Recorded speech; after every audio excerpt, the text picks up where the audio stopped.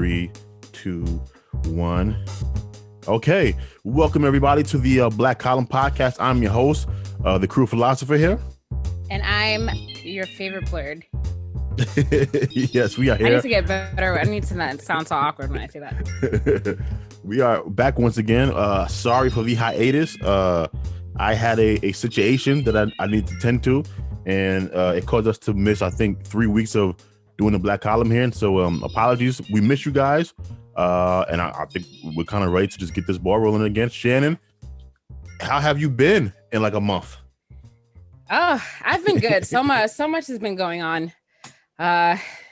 So I lost my wallet a couple of weeks ago, and then I was going through it trying to get my vaccination card replaced because I lost that when I lost my wallet. How'd you lose your wallet?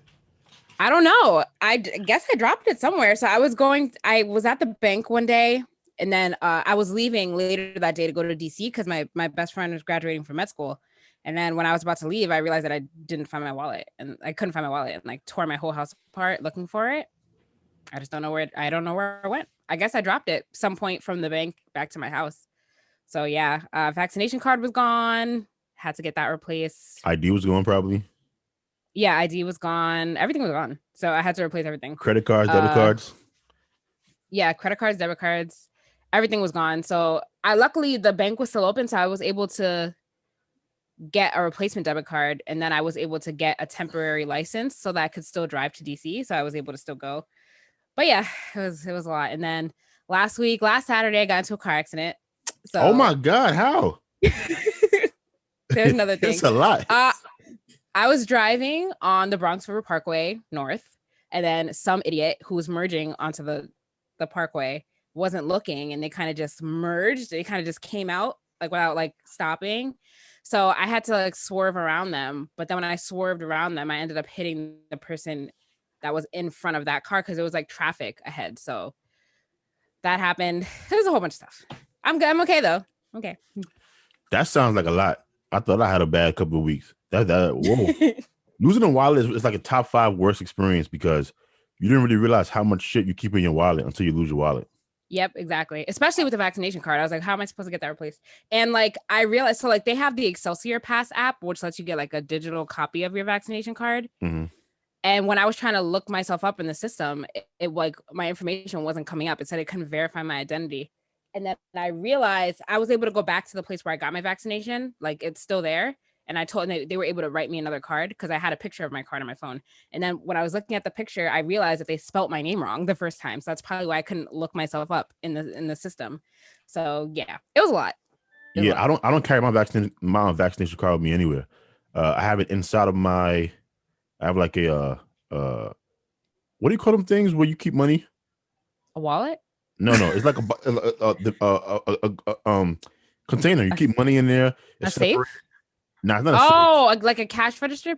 Like a till? Yeah, like that. I have that. Right. So I put my vaccine card in there and I took a picture of it. So I have the picture of my vaccination card on my phone, but I figured I'm not going to take my vaccine card out.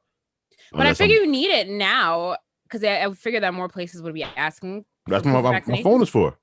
Oh, I guess so. Yeah. I showed them a picture on my phone. Hey, look, here's the vaccine. Here's my name. You could match my name on here with my ID. See, that's clearly you me. You can download the Excelsior Pass app now, and it'll give you like a digital copy, like a digital version, like that has a QTR code. Because if some people like scan it, so I'm not giving the white man all that information, Shannon. Okay, that's they already have the information. So it's like I'm not giving the white man all that information, Shannon. But your information's already in the system. They enter it. They put it in there after you get vaccinated. I don't know. They might put some bug on my phone. I don't like it. I don't like it. I don't like it.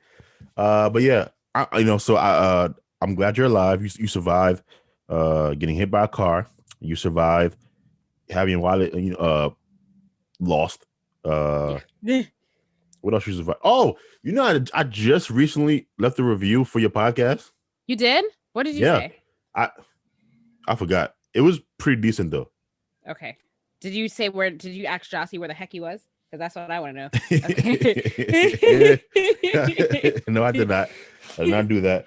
But I was like, yo, Shannon got like 30 reviews. That's pretty good. I don't have 30 reviews. I have a couple of reviews. You got 30. Yeah, like I 30? Do? For Blerds and Nerds? Oh, but you mean like star reviews though, but not like actual like written reviews. Oh, no. Oh, Yeah. okay. That's what I was. Yeah, people are lazy. So like people who love your show leave reviews, but most people like they'll just give a rating because they're like that should be good enough. Mm-hmm. I want the feedback, people. The feedback is important. But I mean, writing reviews is hard as well. I was like, okay, well, what am I going to say here? And I was like trying to think of some stuff, and I like wrote something, deleted it, wrote something again, deleted it. And I was like, damn, this is harder than I thought. Because you don't want to leave something like too generic, but then I don't want to leave anything that was like super corny either. So I was like, I just recently wrote like 2 reviews for restaurants when I was in New Orleans. One was a 1-star review and one was a 5-star review, and those were hard to write. So I understand. Wait, what did you write for your 1-star review? This is a horrible restaurant. Don't eat here. It was a Jabaya. It was a. I almost called you Jossie. I'm so sorry because we were just talking about him. Mm-hmm. I had to write a 1-star review for this place because they were a Black-owned restaurant, and you should see the type of macaroni and cheese they tried to serve me. Let me show you a picture. It was that bad? Yes, let me show it to you. It looked like Kraft. It looked like Kraft macaroni and cheese. Shannon's out here complaining about black back. Wait, let me send it to you because I don't know if you can see that. I can see it. I'm gonna text it to you real quick. But I want them to see it. Can you? Oh, right. Okay, but let me send it to you still. All right, cool. So you can see it closer, and then I'll hold it up to the screen. Let me see this mac and cheese that made Shannon so upset. You gotta zoom in on the mac and cheese, please. Did you get it? Yeah, I'm opening it right now. Oh my god. That looks almost like it's like a mix between mac and cheese and like it's like spaghetti noodles with cheese sauce. It was terrible. Oh my god. It looks it tasted as bad as it looks? Yeah. Yes, it did. It tasted worse than Kraft macaroni and cheese. The chicken looked good, but it was like over peppered. Seasoned. They put way too much pepper in the seasoning. I mean, I could see the seasoning on the plate. Yeah, and the green beans were like straight out the can, and they didn't really work to make it taste like it wasn't canned green beans. So you went to the worst black restaurant ever. Yep. Apologies. Yep, I did. All right, so we're gonna go ahead and get into the topics for this week. A lot has happened in our time since we last recorded, and it's good to pick up with kind of the topic that is most likely to get me or Shannon in trouble, which is Israel versus Palestine.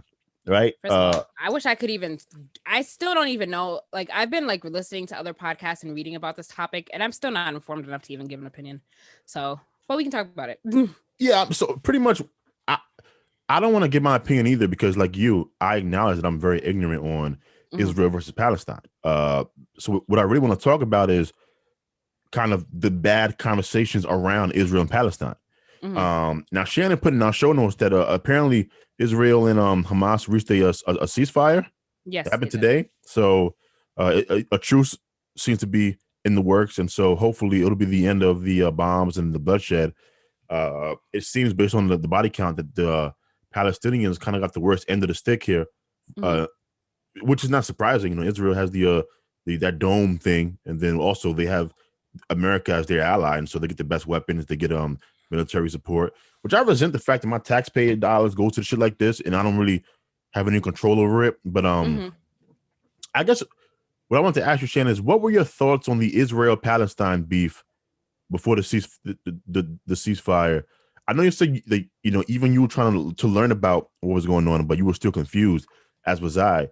But did you have like any, like, first of all, did you say anything publicly about it? Like, did you tweet or do a Facebook post or? No, just because I feel like I wasn't, if anything, I didn't even share anything just because I feel like I didn't know enough about what was going on for me to even give an informed opinion about either side or even like share anything about it. I'm like, let me not, you know, I'm not going to share it just because other people are sharing it when I don't really understand it, you know?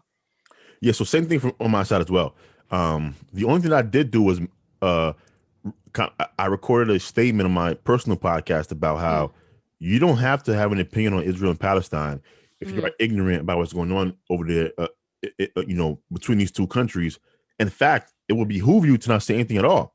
But we live in this time now where people feel obligated to comment on things to show that you care about people. But you know what a lot of people are doing is they're releasing statements that they're going to probably be retracting depending on how things shake out, getting called either anti-Semitic or, you know, Islamophobic. depending on what side of the aisle you are on this issue. And my thing is this: this is gonna sound arrogant, but I'm smarter than most of y'all, right? Most of you watching, most of you listening. I'm pretty confident that I'm more intelligent than a good chunk of you, right? Now Shannon is smarter than I am. Jabai is back. So Shannon's smarter than even I am. So if me and Shannon don't know what's going on, I know for a fact that most of you out there releasing statements have no idea about the origins of the Israel versus Palestinian conflict. I'm not agreeing with what he's saying. He's just saying it. I'm just listening. You don't think most people releasing statements have no idea what they're talking about? No. That, yes, for sure. But the whole, like, you're smarter than everyone and I'm smarter than everyone. Time out. I didn't say everyone. Okay, listeners. Yes, most of, that's what I meant when I said that's not even debatable. It's not even debatable. Yeah.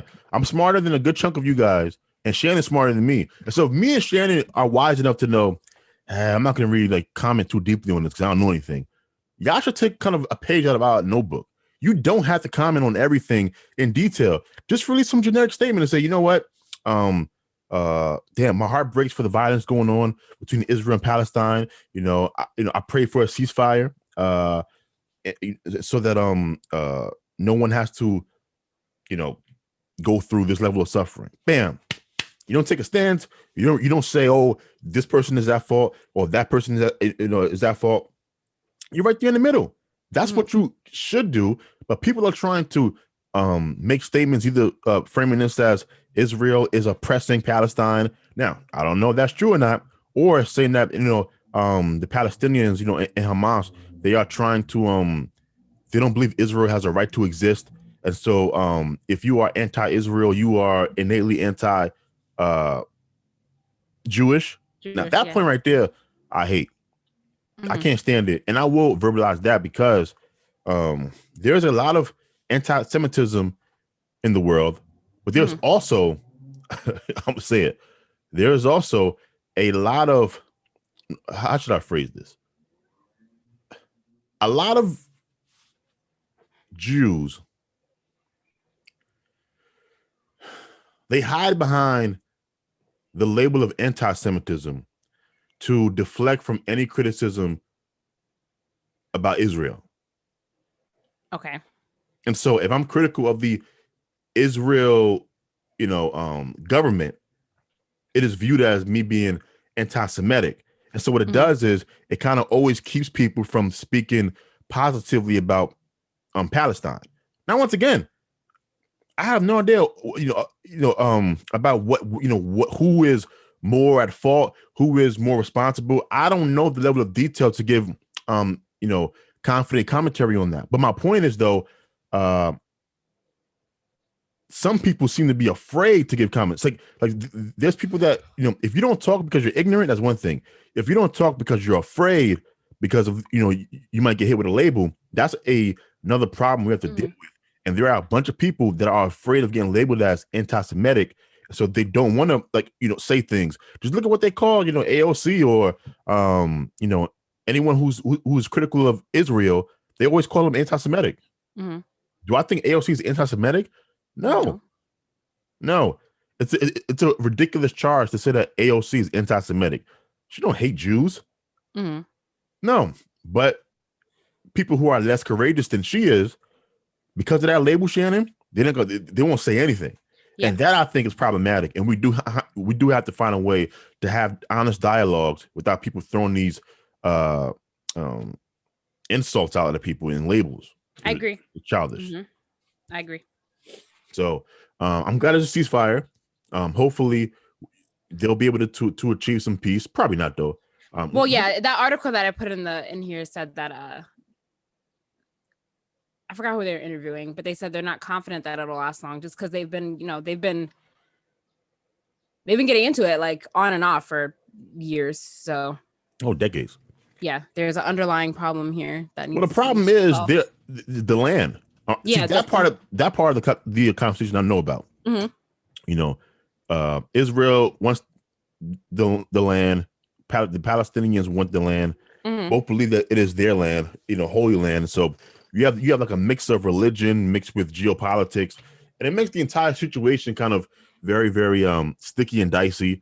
Add on top of that, that Israel is kind of a very popular destination, especially post the Holocaust for a lot of Jews when they were escaping persecution. I don't know why America is so pro-Israel. I'm sure there's a logistical reason behind it. I just don't know about it. But one statement I will say, Shannon, that I said on my personal podcast, I don't know the situation.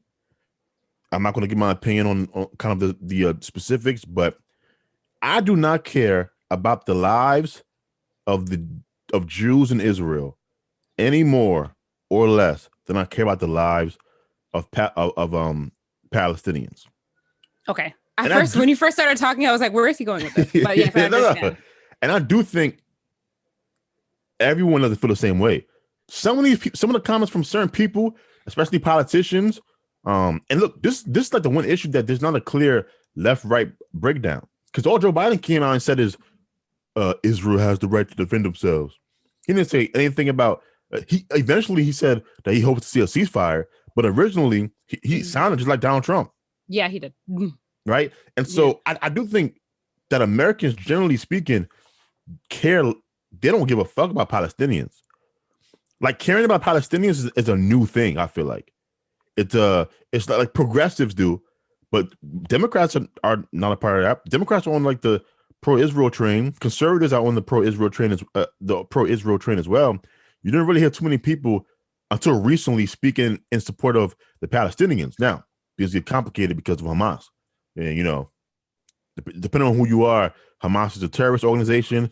But of course, the Democrats and the Republicans are going to be on the side of the of the Israelis because they're our ally. So I wouldn't even expect them to say anything to condemn Israel, really. So I'm not really surprised about that. You shouldn't look to the politics for your not you, the audience. Don't look to politicians for whose side you should be on, because and for me, even the phrasing like whose side I'm on is kind of iffy because I'm not on anyone's side necessarily. I'm just hoping that look, for me it just feels weird that one of these groups has the backing of the greatest military in the world, and the other people, they're kind of backed by a quote unquote terrorist group, depending on who you are. Some people probably view Hamas as terrorist organization. Other people view them as defenders of the Palestinians, right? It probably depends on, what information you're getting, what story you're being told. But it feels icky for me that my tax dollars are going to support the country that has the superior technology.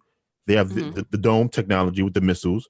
I didn't sign up for that. Like for my taxes to go support this stuff. And it's once again a reminder when we talk about voting and politics and these things that yes, there's differences between Republicans and Democrats, but in a lot of ways they're two sides of the exact same coin.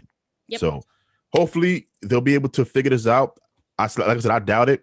I don't think there's ever going to be peace between those two nations until one of them gets rid of the other ones, unfortunately. So yeah. No one we can say here. Let's move on. Let's move on. CDC, Shannon. And I was gonna text this to you the day that the announcement came out, but I was like, yo, I think I'm feeling good enough to do the podcast again. So let's just save it for podcast conversation. So the CDC, Shannon, since we've last spoken on this podcast, they came out and said, yo, if you are vaccinated, you do not have to wear a mask. And so various indoor or outdoor. Indoor or outdoor, Shannon. And so the indoor part shocked me, really. Well, it shocked a bunch of people. There was some epidemiologists on Twitter who was saying that, that announcement shocked even them. And in fact, he went as far as to say that he disagreed with the CDC, and he was encouraging people to not stop wearing their mask for reasons that I will explain, later. But so, Shannon, do you still trust the CDC? Well, did you trust the CDC? If so, has your trust in them changed, and why? Yeah, I mean, I did trust the CDC my trust in them, I don't distrust them now, but like it's just a little shady, this announcement, because it was so out of left field. Like it just came out of nowhere. You know what I mean? So I up until recently, they were still saying that even though you were vaccinated, you still have to wear a mask. And then all of a sudden you're like, nope, don't have to anymore. And I'm just like, I don't really understand. It was really random and it came out of nowhere, like completely out of nowhere. And also, I just don't. So I went to the gym on Wednesday, you know, when the mandate lifted in New York. And they were like, I walked in and they were like, oh, are you vaccinated? And I was like, yeah. And they were like, okay, well, if you're vaccinated, you don't have to wear a mask in here if you don't want to. But they didn't ask me for any proof if I was vaccinated or not or anything of that sort. So I'm just like, how are people regulating this? Are you checking people's vaccination cards? Like what, like, are people just going to say that they're vaccinated and just be walking around with them? Like this is the part I don't trust, is that the execution of making sure that non-vaccinated people still wear a mask. Like I just feel like that is going to fall through the cracks completely. So it's going to be a disaster. You know, Shannon, there was a tweet that I saw on Twitter one day that said, you know, when I was a child, adults seemed like they were, you know, much more smarter than I was, and now that I'm an adult, I see how ridiculous that is. They are relying on like self-reporting Yeah. with like the vaccination stuff, and to me, that is the wildest shit I ever heard in my life. Mm-hmm. Mm-hmm. Like, yo, do you know how many people lie on like for little things? People lie about why they was late to work. People lie about, you know, where they was at the other day to their spouses and wives. So what makes you think in a world where people lie next to the person they go to bed with at night, what makes you think they're going to be honest with strangers? Right. Exactly. Especially about this. The amount of people that don't want to wear masks in the first place and the amount of people, those are also the same people that don't want to get vaccinated. So that is another great point. The people who are most likely to lie about getting vaccinated are also the people who are most likely, or who were most likely not being safe during this stuff, and so are more likely to come into your establishment with the coronavirus. Why are people not seeing this? But to my earlier question to Shannon, I want to answer myself as far as, you know, did I trust the CDC? I knew these hoes was lying from the beginning, Shannon. From the beginning. Remember when we first started this and the CDC came out against mask and Dr. Fauci was against mask? And I was like, well, why are you guys saying mask? The public shouldn't wear masks because it doesn't work. But then you're also saying that we have to make sure that the masks are reserved for our healthcare workers. That doesn't make no sense. And so I knew immediately, oh, they're lying. I get why they're lying, but they are lying nonetheless. And so I'm going to wear a mask because if it's good enough for healthcare workers, then damn it, it's good enough for me. And so I wore the mask, right? But then they also came out and lied. Once we had the information coming back about fomites. Remember earlier in the pandemic, Shannon, we were worried that you could catch the coronavirus from surfaces. Yes. Yeah. The data on that changed fairly quickly. Yet the CDC never released an announcement saying, hey, you know what, surface doesn't seem to be a primary mode of infection. So most people aren't catching this from surfaces, doorknobs, and touching their face. Right now, I have some theories as to why. You know, it's because, you know, like, I mean, it could be because as people kept believing that they could catch this stuff from surfaces, they were buying up all of these cleaning products, and so was there some some behind the scenes deals between, you know, certain cleaning companies and the government? Who knows, right? And then once we had the vaccine, they were saying that even if you were vaccinated, you can't return to normal, right? Yep. You remember that, right? Yep. Fauci said, I'm vaccinated, but I'm still not going to, you know, do these things because I can catch this thing and still spread it. Okay, well, tell me, Fauci, did that change? Meaning, can people who are vaccinated still catch the coronavirus and still spread it to people who are not vaccinated? If that fact has not changed, okay, then why did the policy change for the mask wearing recently? I'll tell you why. This is all about money. Yeah, all of it. I was about to say that. This is all about money. Here's the situation. And I'm gonna piece this together for those of you watching and listening right now. Mm-hmm. If you've noticed, there have been a bunch of Republican states recently that have pulled out of the federal unemployment benefits.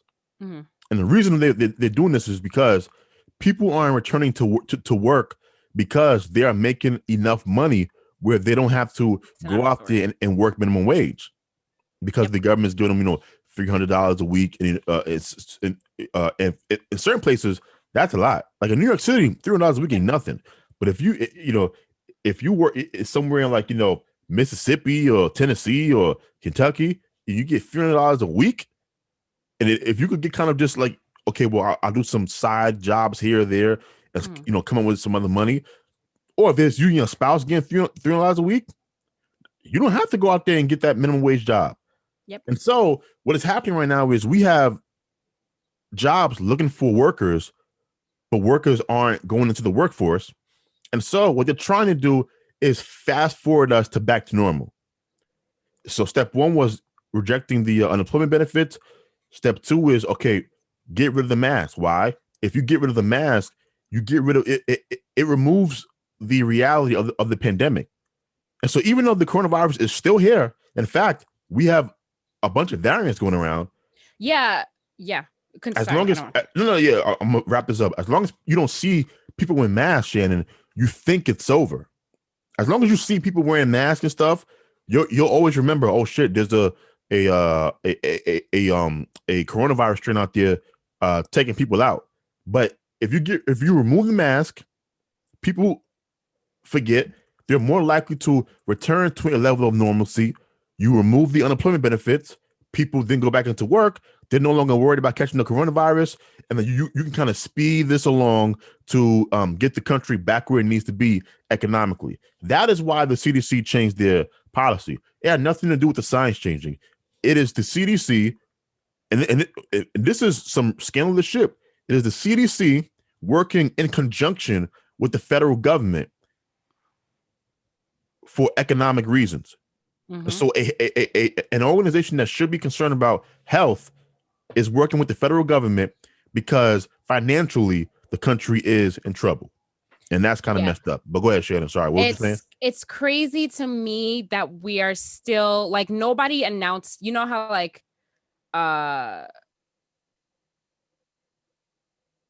whoever the person is, I forgot his title, that officially announced that we were in a pandemic. It's crazy to me that, like, it has not been officially announced that we are no longer in a pandemic, but yet we're going about life as if we are. And to me, that's kind of crazy. Like, I feel like nothing should have been lifted until it was officially declared that there is no more pandemic. But here we are, still in it. While, like, you have a whole of India, like, suffering from this triple massive mutant variant, and people are saying, like, oh, like, this could be the end of India, like, losing thousands of people a day. But yet here we are, like, there is no imminent danger. It's really, like, it's wild to me. So here's where I disagree with you, but agree with you at the same time. I don't think the lockdowns should continue. No, not the lockdowns. I just meant, like, the declaration, because, like, it was declared that we were in a pandemic, but, like, I don't think the shutdown happened, like, immediately after that, but, like, it was a result of announcing it, but it was still announced that it's officially a pandemic, which we're still in. So so if you're vaccinated, I do think your life can return somewhat to normalcy in certain degrees. For example, if you're vaccinated, and your friends are vaccinated, you can absolutely go out to each other's houses and go out into the world and do things and et cetera, et cetera. So we're not saying we disagree with that. What we're saying, or at least for me, what I'm saying though is that the science hasn't changed regarding the mask mandate. Oh, no. When I said that nothing should have been lifted, I meant the mask mandate shouldn't have been lifted. Okay, well, so let's be fair though. Do you remember when Texas got rid of their mask mandate? Mm-hmm. Apparently, there hasn't been. There was never an uptick in cases. Oh, okay. Right, and I remember when you was talking and you said that he was an idiot, and I said, "Well, look, Shannon, maybe he may be right." right? Like maybe a couple of weeks will go by. We won't see a rise in cases, and it'll be a good sign that hey, maybe we are on the other side of this issue. And it appears it appears looking back that he might have been in the right about getting rid of the mask mandate. And so I'm not saying we shouldn't be taking certain steps to get back to normal. What I'm saying is that the policy isn't being the science isn't dictating the policy. No, it's politics and money and yes. Politics and money that is dictating the policy, and that I find to be problematic. That's what I'm saying. Yeah.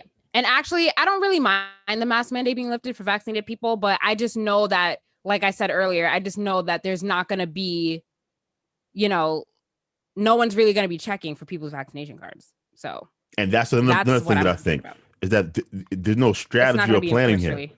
Yeah, it's like they say, like, oh, only vaccinated people can do this, but it's not going to be enforced, really. Well, to me, you have to kind of construct your policy knowing or predicting how people are going to act, even if they don't fall in line with certain conditions. So yes, vaccinated people can go out into the world, but guess what? Do you think unvaccinated people are not going to go back into the world? If you do think that, they're going to go right back into the world. That's what I'm saying. Hiding behind all the vaccinated people. Yeah, and so your public policy has to take that into consideration. Like, whatever we do, we have to, do it knowing that people who are not vaccinated are going to go back out into the world as well. And so we think that most of the country has reached a threshold where things will be safe, yada, yada, yada. Now, once again, all we have to do is really wait. I'm not really going back to normal yet. I'm going to sit back and relax for like a month after New York City opens back up. I think, when do we open back up all the way? I thought it happened already. Wasn't it supposed to be Wednesday when the max mandate lifted? Because first they said July, and then they moved it up 2 months. And I was like, well, what is happening? Okay, yeah. Yeah, so I think it was this Wednesday. And so I'm going to be, chilling until the end of June. Watching the corona cases, seeing do things spike, do things go up? It is a variant responsible for most of the new cases? How deadly is the variant? Is it more transmissible? Does it evade people's vaccinations? I'm going to be watching all of these things and see how things play out. But my problem, like I said, my problem is not us going back to normal, so to speak. My problem is none of this seems to be dictated by science and data. It seems to be dictated by policy and economics. And once a country begins to do that, that is when I begin to question your intentions, because their self-interest is the economy of the country. But my self-interest is my personal well-being and safety and health. And so just for people watching and listening, that's something to kind of keep in the back of your mind as you make your decisions. Remember, you are the captain of your own ship, your health, your safety, your body. The government don't care about you. They value you because you are a taxpayer. And so if you are someone who doesn't provide the government with much taxes, so meaning if you're like a low income earner or lower middle class, they don't care about you. Speaking of taxes, I did my taxes and just now, recently? I did my taxes on the 16th. Oh. Did you do yours? I did my taxes in February. That's what kind of why I forgot that they was still going on. Are you getting a good chunk back? Oh yeah, well I already got all that money back and spent it already on what I need to spend it on. So. She said, "It's gone now. It's gone. Yeah, it's gone." Yeah. Dude, I'm so upset. I'm getting something back, but I also I owe some money to the New York State. Everyone always owes money to the state, but I owed. There were 2 years at my old job where I owed like $1,200 to the state 2 years in a row. But I finally adjusted it. So like now New York State takes a chunk out of my paycheck, like a lot. And so I get a decent amount back from federal and state now. So. Yeah, I don't like that they're taking all of my money, but I don't feel like I'm getting anything for this. I feel like I'm getting robbed. I mean, yes, we are getting robbed. We are. Our tax money is not going to things that it should be going to. You're absolutely right. We can't even choose. Like, to me, the biggest robbery ever is the fact that they take taxes from us, but we can't really choose where it goes. I don't believe that our tax system should be they just take our money and then they get to decide how it goes. No. No, that's clearly no. It's taxes should work, in my opinion, similarly to like when you go to the grocery store and they ask you, do you want to donate a portion of what to an organization? There's like a list of organizations you can pick from. That's how taxes should work. And so you should let me know. Okay, you have to pay X amount of taxes, and then there should be like a sheet where I get to decide where this do I want this percent to go to education? Do I want this percent to go to healthcare? Do I want, because if it was up to me, almost none of my money, none of it will go to the military. No. Personally, some of my money would go to the military. Not a lot of it, though. A very small percentage. They ain't getting none of my money. I do think that some money needs to go to the military, just in case one day we find ourselves in a global catastrophe. We already spent. We spend like 10 times more than the next nearest country. No, they have enough money. Too much money. I want them to bring that down. I think America should only be spending twice as much as our next competition. Like whatever China is spending their military, we should be spending twice as much. Anything other than that, to me, is excessive. Why are we spending 3, 4, 5 times as much as our next rival? No. But yes, I do believe that we should choose where our taxes go. That'd be nice. That'd be a nice. But whatever. The world is corrupt, so the world we live in. Let's move on here. What did I have? So Shannon, me and you live in New York City. We are residents here. Have you been noticing the rise in crime in your community? Yes, everywhere. I feel like every time I turn on the news, every time I look at the news, somebody got shot somewhere. In freaking more grocery store shootings, gas stations, Times Square. Like you can't even there's nowhere you can go anymore where you're not at risk of getting shot by someone. It's kind of crazy. Don't really know. And then I was listening to the news like last week or something. And then the reporter was saying she was quoting something that de Blasio said about, New York is still overwhelmingly safe, but we still have to do something about this. And I'm like, overwhelmingly safe? What a weird choice of words to say while someone's getting shot every day. New York is still overwhelmingly safe. Okay. Okay. But it's kind of scary. Do you know what police precinct you're in? No. All right. You probably know that. Pretty important information. So I live in one of the deadliest precincts. I think it's like my precinct and a precinct in Brooklyn. It's like the two what worst precinct right are you? now. I'm 48th. 48. Okay, 48th. I was gonna guess 49. Yeah, I'm 48th precinct. I don't know the precinct in Brooklyn right now that's going through all this gun violence, but crime is shooting up in the city. And I wanted to take this time to ask you, have you kind of reconsidered your thoughts on defund the police? Oh, defund the police. And it's not just New York City, by the way. Similar rise in crime can be seen in Chicago, Los Angeles, St. Louis, Baltimore.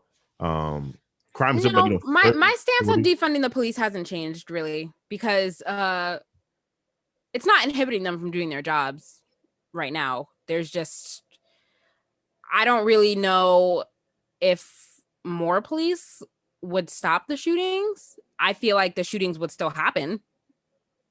So I don't know. I don't think my stance has changed on that. I'm still holding steady. All right. I hear you. Shannon's one of those people that, Shannon won't be satisfied until, I'm just saying the crime is still the crime is still gonna happen. They might get caught fast. They might get caught faster if there's a cop down the block, but I feel like the crime is still gonna happen. I don't know. Remember, so what we have going on in the inner cities is the majority of the crimes are being committed by a minority of the people, primarily young black males between the ages of 16 and 34, something like that's the crime demographic. And so police actually do make a difference, Shannon. That's why I disagree with you. Police presence, especially if you have a lot of police, what it does is it interrupts how regular crime can happen. For example, one of the things that you'll see in New York City, they'll have police patrolling certain buildings, especially in public housing. And so police will be in kind of the lobby, in the basement, or they'll be, patrolling the hallways. And what it does, see, part of the problem in the police conversations going on right now, I think, is we don't acknowledge that there is a certain segment of the Black community, our community, that likes the antagonistic relationship between African Americans and the police. And the reason why they like it is because it allows them to do their dirt. Okay. We have real criminals in our communities. Unnoticed. Yes, I see what you're saying. Okay. You see what I'm saying? So they like that there's a contentious relationship because we need police. If you are a Black person who's well off, like, upper middle class, then guess what? You don't really think about needing the police so much because chances are you live in safer communities, low levels of violence. You don't have to deal with gang violence. Shannon, there was somebody in New York City. There was a Black woman. She was at a vigil outside for somebody who got shot, and she got shot at the vigil. Yeah. Okay. I can understand what you're saying. I don't know if my stance has changed yet, though, but I do understand your point. Yeah, and so I'm pro police. Okay. If I was the mayor, I would flood these neighborhoods with police. I mean, flood them. Oh my God. I'd have police. My policy would be 1 cop per every 2 blocks. I would treat it like a war zone. Just have the police flood the neighborhoods, or spend a whole bunch of money on drones and just spy on them, arrest them all in big bust. That's what I would do. Okay. Because we need to make things safer. I don't like that there's just all these stories about Black women and kids getting shot all the time. It makes me feel uncomfortable because I know for a fact that if the person behind the trigger was white or had a badge, it'll be all over the news. But because the person pulling the trigger looks like me, no one cares. Yeah. No one cares. And that type of crime is going up. And the police crime, the police shootings are actually going down. And I think our focus is on the wrong thing. Yeah. And so, hopefully there's a resolution. But Shannon, so let's say if I do defund the police and I put the money towards, improving the community, whatever the fuck that means. That's a long-term solution. Yeah. So my question to you is, while you're taking money away from the police, meaning that there's going to be less police, what are the Black people who live in these bad neighborhoods going to do in the meantime? So for that 10 to 20 year gap, what are they supposed to do? That's a good question. That is a good question. I see your point. Tobias. I do. I'm just saying. I do. Next on the, I don't know if I want to. What topic are you wavering on? There's a lot of good things going on. There's a lot of good things in here. I know. What do you want to do next? I think you want to go in the order, or is it something that? Well, we should have talked about these vaccine prizes while we were still talking about the mask mandate and vaccines. All right, so you're right. You're right. So let's go to vaccine prizes. I think this is despicable.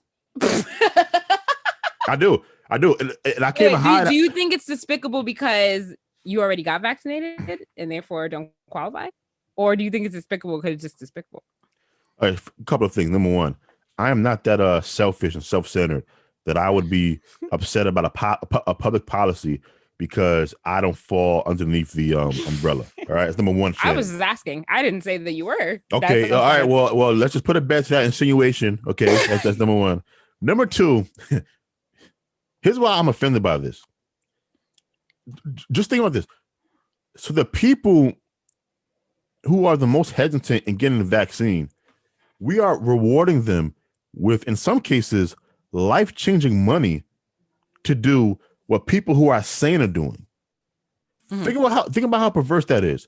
And so me and you, Shannon, we got vaccinated because we wanted to keep ourselves and our family members safe from getting infected with the coronavirus. And so we looked at the facts, the information. Me and you are not anti-vaxxers. And so even though we had apprehensions about, how quickly it was made and yada, yada, yada, we weighed the pros and cons and we made the adult decision to, hey, you know what? I'm going to vaccinate myself and protect myself and protect my family. Me and you did that. Yep. All right. So how come the people who believe that this is a hoax, who believe that, vaccines are just Bill Gates tracking you, who believe these crazy things, why are we rewarding them with $1 million so that they can get vaccinated? To Yeah, me, that's crazy. that's The perverse. lottery, yeah, the lottery thing is a little crazy to me. Like, I was okay with the free Shake Shack and the free 7-day Metro card and the free playoff tickets. That's fine. But $1 million or $2 million, however much money it was, that's insane to me. I don't know which state it was, which city or state it was. I forgot. But they're having like a 5-person lottery drawing for people who are vaccinated, and to me, that's insane. That is insane. Like, That is insane. we shouldn't be. And by the way, these things are taxpayer funded.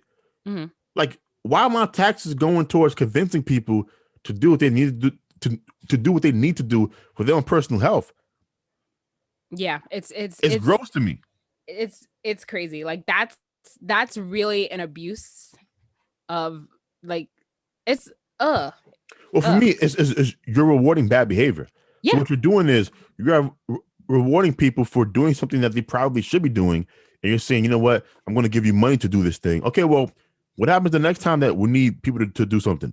Yeah, you've already made it clear that you are going to be willing to pay people to do what they should be doing, and so we might find ourselves in the future where there's some, something happens where we all have to do something, and people will say, well, last time they give out money, so I'm just wait. Yeah, so I'm gonna sit back and wait until they need me to do it, and they're gonna pay me or do something, and then I'll go ahead and do what I probably should be doing or should have done, last month or 2 months ago. They wouldn't need to do this if they had a stronger enforcement and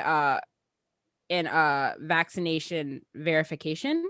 Like, if you really truly made it, I think, so that people who are unvaccinated can't get into things or can't do things that vaccinated people are able to do, then I think people would naturally make a decision to get vaccinated. Then you wouldn't need to bribe people. But because this is they did it in a way where it's so sloppy, really, and I feel like that is contributing to why people are still not getting vaccinated.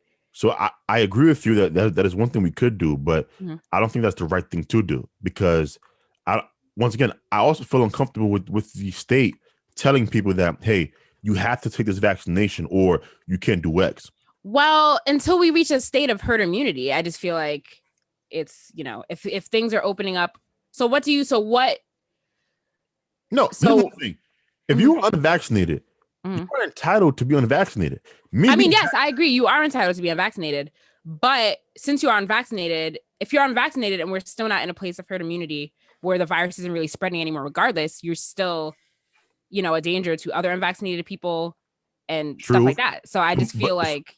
Okay, so what I would say is the unvaccinated people should go and get vaccinated. Yeah. Right. And so to me, I'm not angry enough at the unvaccinated where I want to take away their right of free will. Oh, I'm not angry at them at all, but like, I feel like bribing them is not the solution. No, I agree. For me, it's let them die. Oh, okay. Like, what? Oh my God. Hey, man, I'm just saying. It is your right to. No, I'm saying, Shannon, it's your right to not get vaccinated. And by the way, I understand people being apprehensive about the vaccine. It's the fastest vaccine ever made. You've seen all these stories about blood clots. You have the Johnson & Johnson vaccine being frozen. Probably scared some people. I understand why you would say, yo, I'm not taking this vaccine. I get it. Mm-hmm. I get it. But my thing is, the government shouldn't be giving you money to get vaccinated. No. Like, that is gross to me for a couple of reasons. Number one, I feel like the government is rewarding, people who are not that intelligent. But number two, and most importantly, you are incentivizing this thing. And so now in the future, people will be on the lookout for government compensation to do something that will make their own personal life better. The vaccine helps you. The J&J vaccine helps me. Mm-hmm. It improves my life. It helps make me feel safer when I go out into the street, into the community. Right? It has nothing to do with anybody else. And so why is the government paying people to do something that improves their own life? And so I don't think that they should be forced to take the vaccine, or we should make it difficult for them to, like. They should just die if they want to. That's what you're saying. Yeah, if you're unvaccinated and you get one of these new strains, hey, game over. But if you're vaccinated, then you don't care what they do anyway, right? I'm not worried about unvaccinated people because I'm vaccinated. Mm-hmm. Now, there's some questions about how long these vaccines last that I don't think we're getting answers that's to. what I'm a little nervous about, because when did people first start getting vaccinated? Was it like this winter, November, October, So November? the first people, are you talking about the when it was like emergency approved by the FDA? Yeah, like the first round of vaccinations. It was like December. only like 60, like 75 and older. December is when people started getting It vaccinated. was either the end of November or early December, because I remember my Okay, well, father either way, was the first sometime in people. the fall, that time is coming around the corner. So I'm just trying to see like what's gonna happen and like how that revaccination process is gonna go. Because Well, once again, I don't understand how this is not being answered. Through no this one's entire answering these questions. Everyone's just so eager to get the country open, but like no one's addressing future problems. And like this is something that's gonna have to be addressed sooner rather than later.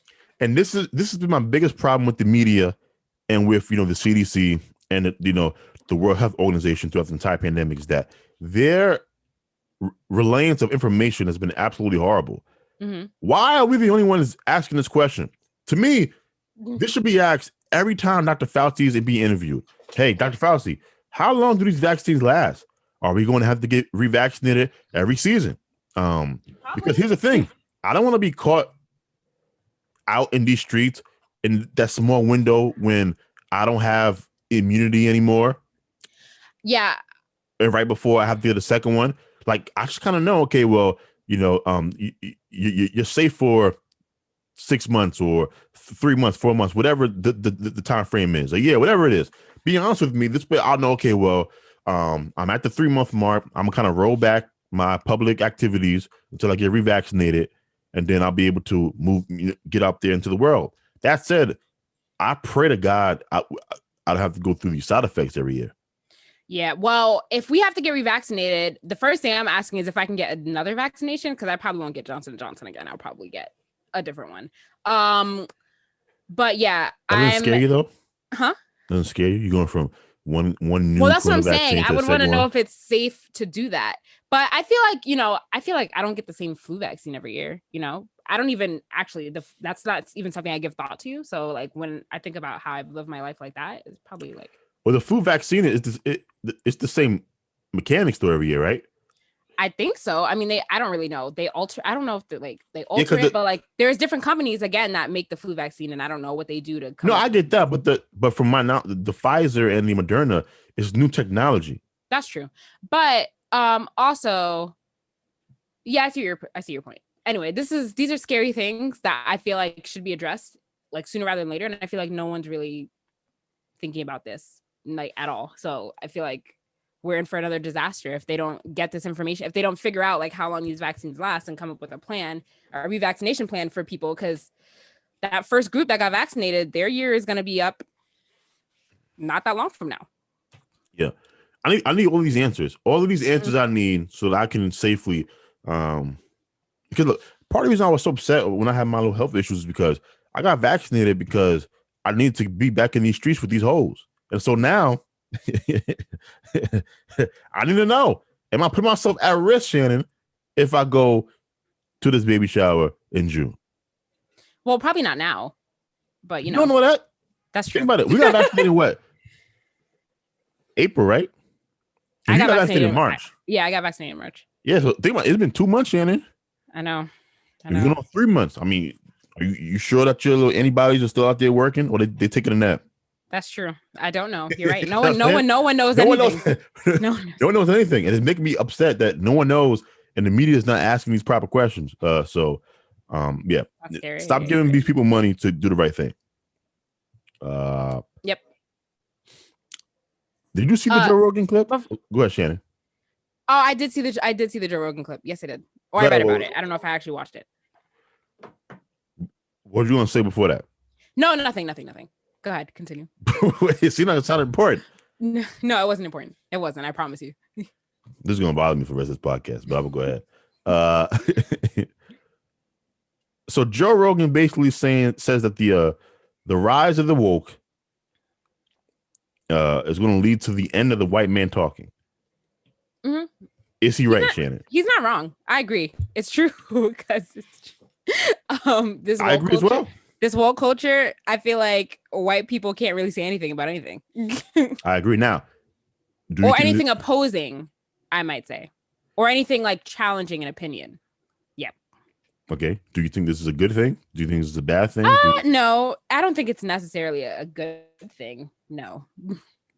No. Yeah. When I saw he was trending for this, I was kind of thinking to myself, this is the most obvious statement in the world.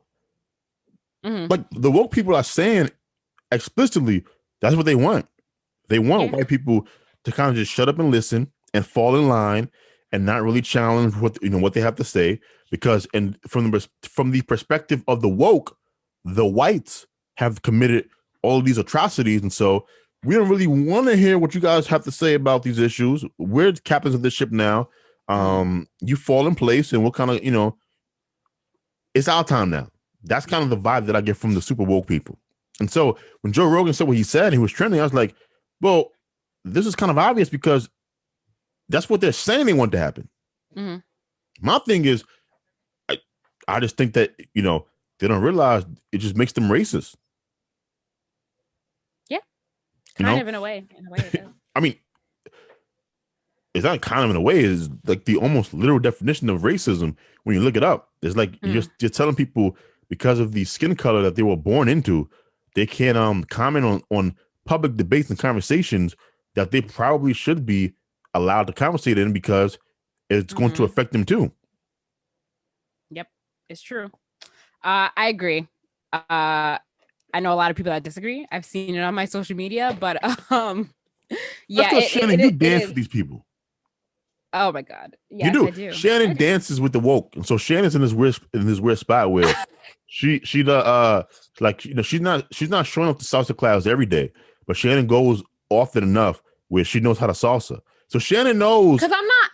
Mm-hmm. Go ahead. No, go ahead. I'm not radically woke. Like I can recognize if somebody says, if a white person says something, I can recognize if they have a point or if they're correct. Whereas there are some people who are so out there that they don't even want to hear what anyone that's white has to say, even if they have a point or even if they're correct. You know what I mean? But I'm not there. Okay. But do you feel guilty that you associate with those who are there? Do I feel guilty? I don't know, but I do recognize that it is a problem. No, but I do recognize it as a problem. I do. All right.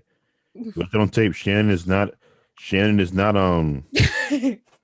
ashamed for hanging out with guys who are racist. Well, first of all, I didn't say I don't hang out with the people that are like that, but I do know of them. Do you communicate with them? I wouldn't say I communicate with them regularly. Okay, Shannon. So hold on. If a white person communicated every now and then with a member of the Ku Klux Klan, okay, cool? I don't think that is the same thing, but I'm gonna. Okay, Shannon. I don't think that the people that I associate with are planning on burning down the white man's home, as far as I know. So I don't think that is the same. You're right. That was a kind of a ridiculous comparison. But I will say this. Right? I will say this. I will say this though. I do think though that they are racist, and it bothers me that they're not viewed as racist. If you believe that somebody, because of their skin color, should shut up and not participate in a conversation, that is the literal definition of being a racist. You can be a racist, but for me, it's like, can you please acknowledge that's kind of what you are? Mm-hmm. Mm-hmm. It is what you are. And look, the road to hell is paved with good intention. It's not just the same for no reason. You could believe that you are justified in thinking how you think, or believing how you believe, because you believe that white people have committed these atrocities, and you're trying to get black and brown people into a level playing field. Yeah, you can kind of rationalize things however you want to rationalize them. It doesn't change that you're a racist, though. Mm-hmm. And so I just think people who kind of hold on to these type of ideologies in the woke. Well, that's because it's a big ideology that black people can't be racist, or reverse racism doesn't exist. But I don't know if I agree with that, to be quite honest. I mean, it's not reverse racism; it's just regular racism. But that's what I'm saying. Like that's what a lot of people believe. But I just it's dumb belief. You can be racist. Yes, you can. You absolutely can if you're a black. I know a bunch of black people who don't like white people. I know a bunch of black people who don't like Hispanic people. I know a bunch of black people who don't like Jews. Wow, Jabaya, it seems like you know a lot of. Oh, but I don't talk to these people like you do. Wait, no. I don't have any friends that outwardly do not like another race of people. I don't. I don't. I don't have any close personal friends that I communicate with and hang out with that outwardly don't like another group of people. I don't. What about inwardly? What? Oh, I don't know. How would I know that? If it's inwardly, how would I know? Do you have your suspicions, Shannon? No, I don't. Okay. All right. Shannon's lying right now. I'm not. I swear. Shannon has two laughs. I know the lying laugh. That was the lying laugh. No, I swear I'm not lying. I swear I'm not. Okay. All right. Okay. So we are on our last, I guess 5-10 minutes here. We've been talking for a good while. There's a lot of stuff though. We missed a lot of weeks. I want to talk about, you put fuck these scooters in the rundown, and I just want to talk about, I just thought that was funny. Right. That's what I was going to say last time before you brought up Joe Rogan. I was like, oh yeah. Yo, man, I'll be going for my walks, and these scooters are a real problem. Are you talking about the Vespas? Or are you talking about like the electric, like razor scooters type thing? All of them. I'm talking about the electric scooters. Scooter. I'm talking about the whatever they're called, the Vespas. I don't know what happened, but post-pandemic, I've just seen an explosion in people riding these little things on the sidewalk. Because they're fun. I have an electric scooter, and I love my electric scooter. It's really fun. But the Vespas, I thought that those were banned, and now they're back, and I don't know when that happened. I thought they banned those in New York City. For your electric scooter, are you standing or sitting? Standing. Okay. The standing electric, yeah. That don't bother me. Oh, okay, cool. That's what I was asking. Like, which kind of scooter you're talking about? I was gonna buy me one of those, but I didn't think it was the best investment money wise. So, it wasn't the best investment money wise when I bought it. I was going through a very destructive spending period.